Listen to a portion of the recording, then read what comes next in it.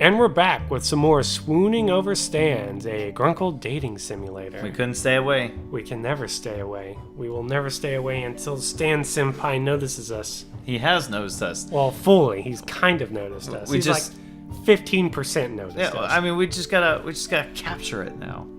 We're gonna, in essence, capture him. We're going to liberate his feelings from inside of him. Yes.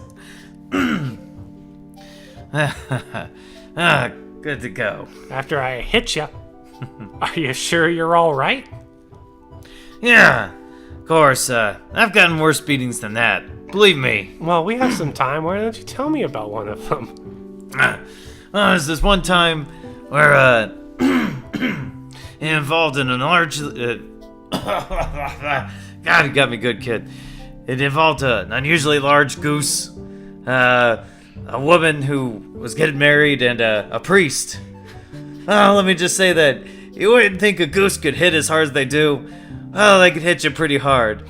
And the priest did too. Well, and the woman too. And maybe her husband. Oh, that was a bad night. Good.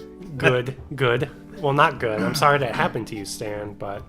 What are you talking about? It's all good. Exactly. His face is flushed from the sudden injury, but he does look otherwise okay. So you sigh and plant your hands on your hips, except when you need to click the mouse in order to continue the dialogue. Right. Then let's finish this. My unforgivable past. He reaches... Yeah, that works, because, we're trailer. We're our combination. So finally the Travis is leaking out. Slowly but surely. He reaches out towards you, then catches a glimpse of the blood and reconsiders, wiping his gloves as clean as he can with the hanky.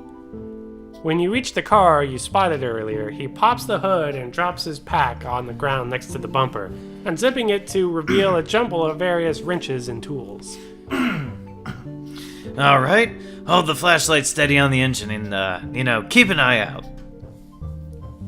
Watch him work just for a minute, keep a lookout like he told you to. We'll sneak a look in a moment. Yeah, so keep a lookout for now? Yep. Okay, I hope we can sneak a look in a moment. I want to... Yep. Okay, good. I'm glad you understand. It doesn't take long for him to get what he needs from your car. For your car. Shutting the hood and setting his pack on it as he stuffs parts into it. Well, that was quick. Nah, the parts you need are easy to find. Just takes the right... Hey! Hey, what's going on over there? That you, bud? The beam of a flashlight finds you both, and Stan turns around quickly, leaving the bag behind himself on the hood. Yeah?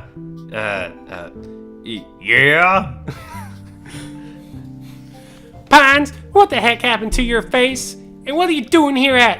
Hey, are you stealing parts again? No? Stand inches close until your shoulders touch. Ooh. And behind you, he pushes the bag into your hands before lowering his voice to speak to you. You gotta run for it. Keep the bag out of sight and toss in some bushes nearby. I'll get it later. You nod, picking up the bag and holding it behind yourself. The flashlight by the road moves closer, and you slowly scoot away from the car and backwards. Hey, you! Where are you going? You move backwards a little faster, still keeping the bag out of sight, and when the light leaves you to check on Stan, you make a break for it towards the back fence, throwing the bag over it ahead of you. A new voice nearby speaks, and you yelp. Hey, where you going, burglar? You're under arrest for burglary. There's a shout from Stan behind you, and then a heavy thud, and one of the car alarms starts squealing. Owie, owie, owie, owie, owie, owie, owie. Ambulance sound. But like a hurt ambulance. Yeah. Like an ambulance that bumped its knee. Yeah. You're so surprised by the alarm that the second cop gets his hands around your wrists and slaps a pair of handcuffs on you. You better quit your squirming there, buddy. We caught you fair and square. Come on, Blubs. I saved the town from interdimensional demon. Give me a break. Sorry, Stan. We got a job to do. Stan grumbles quietly, and the man behind you leads you towards the road behind Stan and Blubs, who's now got him in cuffs. You need to get out of this, but how?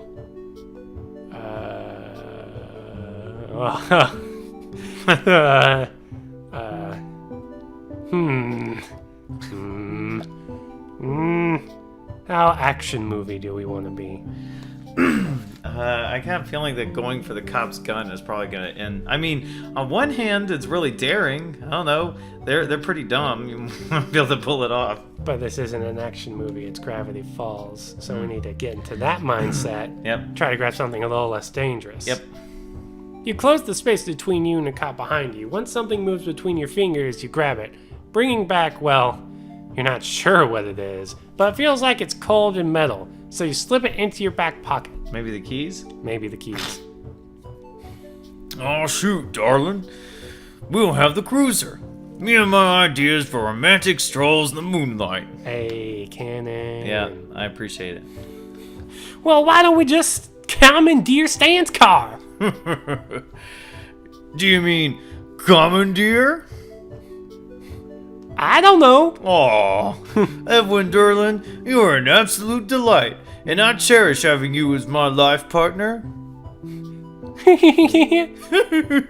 Derlin giggles behind you, and Blorobs giggles with him. The two of them push you and Stan into the back seat of his car, crowding you in with the clowning. We did a pretty good job of guessing out which cop was which. Yes, we did. Stan grips it protectively, muttering under his breath about the fuzz. Talking about mustaches and fuzz.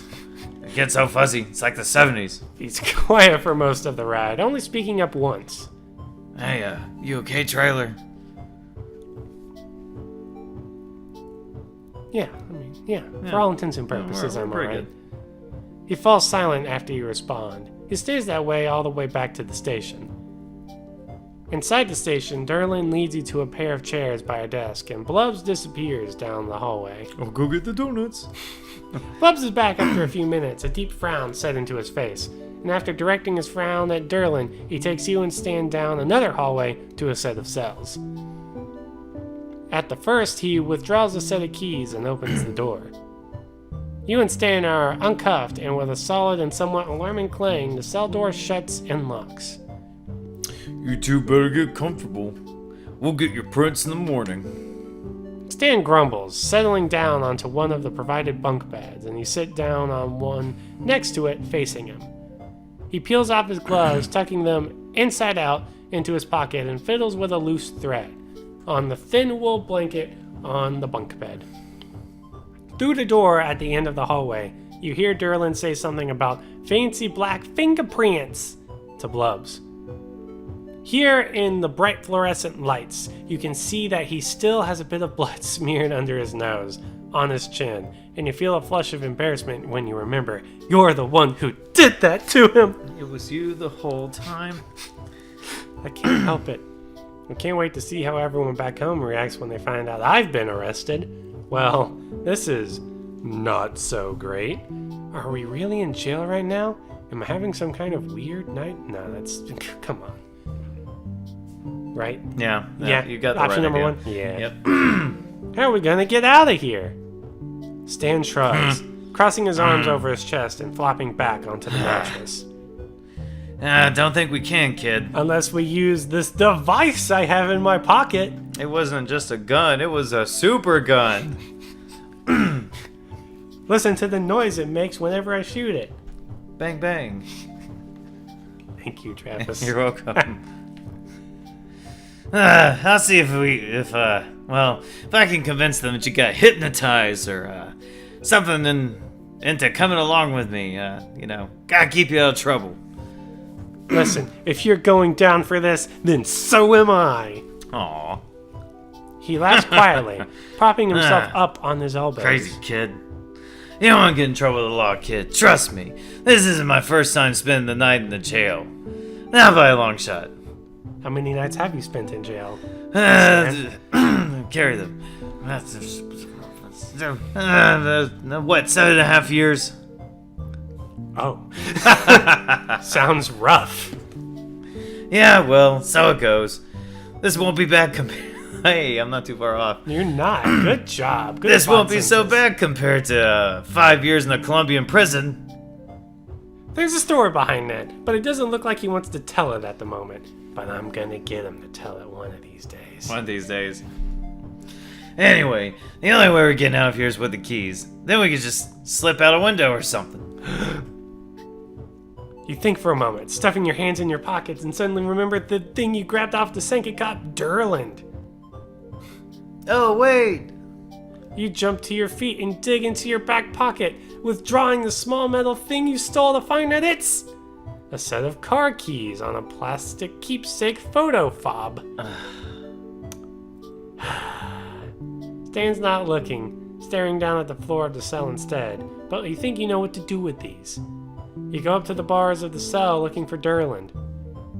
Hey, can you hear me out there? You dropped your keys.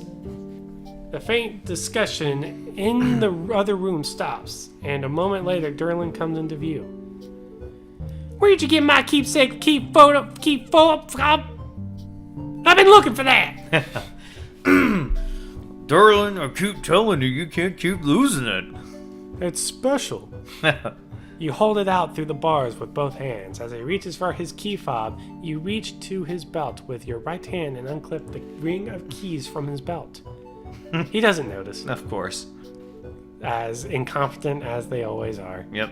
Durland thanks you for returning his key fob and gives both you and Stan a scrutinizing stare before heading back down the doorway. Durland thanks you for returning his key fob and gives both you and Stan a scrutinizing stare before heading back down the hallway and through the door. Yep. You hold the keys out in front of yourself and jingle them triumphantly. I'm so glad I left my keys there. Yeah. And for now, I think that's where we're going to end the episode. So thank you everybody for joining us. We hope you join us in the next video, because remember, every video is a party, and you're all invited to the next one. See you next time. So, yeah, that's where we're going to cut it, because it looks like we'll be standing for a while, and I care about your voice. Oh gosh, I appreciate that.